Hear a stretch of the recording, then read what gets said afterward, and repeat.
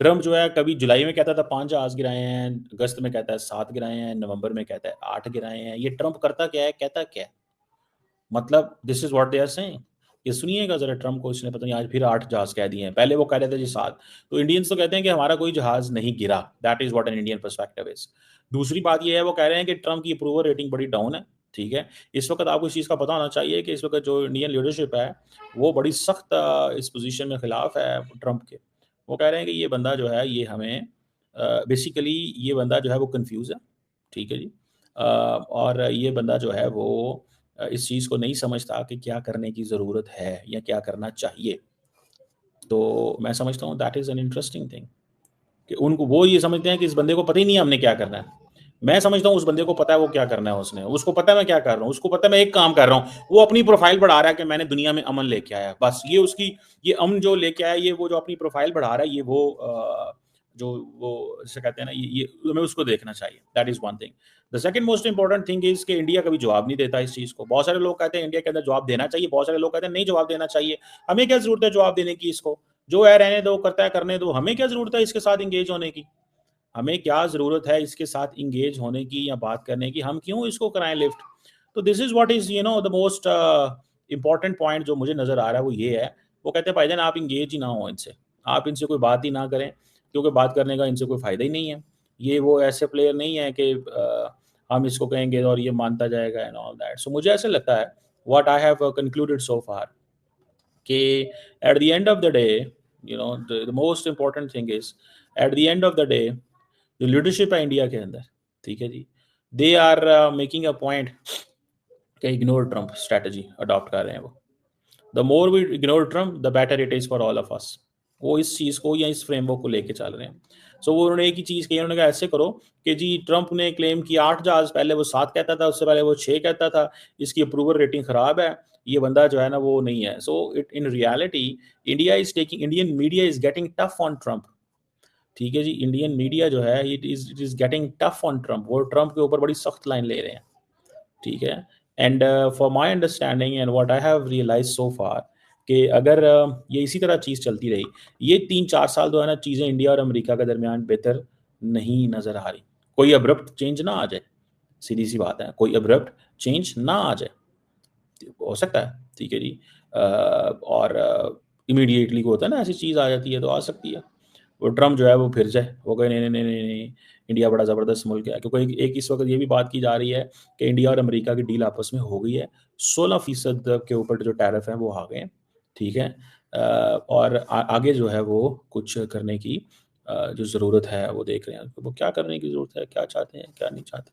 That's a separate question. But India ने ये फैसला कर लिया है, ठीक है जी, कि हमें हर कीमत पे या हर वो उस फैक्टर में एक दूसरे को जो वो एक एक होती है ना, इसको अमेरिका को सीरियस नहीं लेना। ठीक है, ये मैं इंडिया की पॉलिसी है बाय द वे।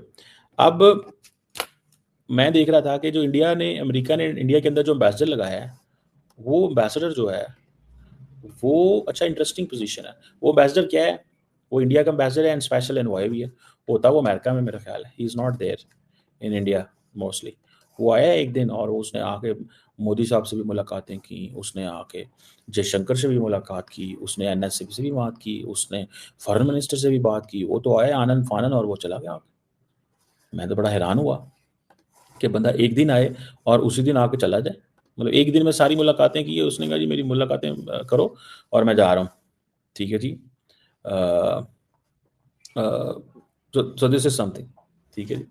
बहरहाल what I understand so far in my assessment, India America ताल्लुकात जो हैं they are going to go up, not now but after some time. उसकी वजह क्या? उसकी वजह ये है कि दोनों मुल्कों के अंदर पोटेंशियल है काम करने की आज। और दूसरी बात एक और चीज़ भी है, डेमोक्रेट्स जेलसली उन्होंने गार्ड किया है इसको। डेमोक्रेट्स ने जेलसली गार्ड किया है इस चीज़ को, इस ताल्लुक को, कि नहीं यार ये आप क्या कर रहे हैं, मतलब हमें इनसे इंगेज करने चाहिए था, हमें इनसे इंगेज करना चाहिए था, आपने इनके साथ क्या किया है? समझ रहे हैं आप बात का? हमें इनसे इंगेज करना चाहिए था, आपने इनके साथ क्या किया है? तो that is the point which I understand at least, या जो मुझे थोड़ी सी जो है वो समझ आ रही है। और इंडिया की वहाँ पे कनेक्शंस जो हैं वो सिस्टम के अंदर मौजूद हैं, जो जो पुरानी सारी की सारी जो ब्यूरोक्रेसी है, जो पुरानी सारी की सारी जो ब्यूरोक्रेसी है, वो तो इस चीज़ में लगी हुई है, देख रही है, सोच रही है कि यार पाकिस्तान वो जिसे कहते हैं अ अ, ये एक चीज़ जो है वो दैट इज़ देयर, ठीक है जी। अ, अगर आप देखें, ठीक है जी, अब एक तरफ, ठीक है ना जी, एक तरफ अगर आप सिर्फ इसी चीज़ को ही देख लें, ठीक है जी, कि India is getting the 5th largest economy है, 4 ट्रिलियन, 1.4 बिलियन पॉपुलेशन, मार्केट $200 अरब। मतलब व्हाट वाज़ द लॉजिक कि ट्रम्प ऐसे करता है जो उसने इंडिया के साथ किया है? इंडियंस को ये था और इंडियंस वर कॉन्फिडेंट, ठीक है जी, ठीक है जी, इंडियंस वो कर रहे थे उस चीज़ को। लेकिन वो वही पड़ गया, उसने कहा जी तुम तो हमें लूट रहे हो, ठीक है। उन्होंने कहा जी फेयर एनालिसिस असेसमेंट करो। उन्होंने कहा जी फेयर असेसमेंट में तो वो हमारे हमें हमें कोई फ़ायदा नहीं हो रहा। तो फेयर असेसमेंट में उन्होंने कहा जी चाइना इंडिया हमारा दोस्त है, लेकिन वो हमसे इंसेंटिव ले रहा है। ये बात जो है वो सामने आई।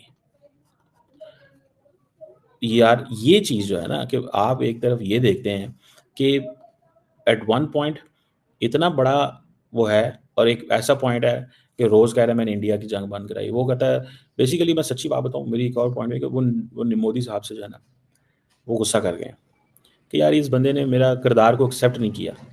हमने जो सीज़फायर कराया और इस इनके जहाज़ गिरे, लादा ये बात करो। सुनिएगा क्या कहते हैं। Months, I ended 8 wars, including Kosovo and Serbia. The Congo and Rwanda, that was going on for a long time. Pakistan and India.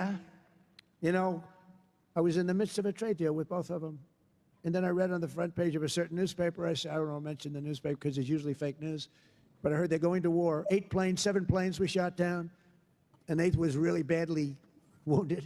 But 8 planes were shot down, essentially. And I said, this is war. And they were going at it. And they're 2 nuclear nations. I said, I'm not going to make any trade deals with you guys unless you agree to peace. No way, this has nothing to do. I said, it has everything to do. You're nuclear powers. I'm not trading with you.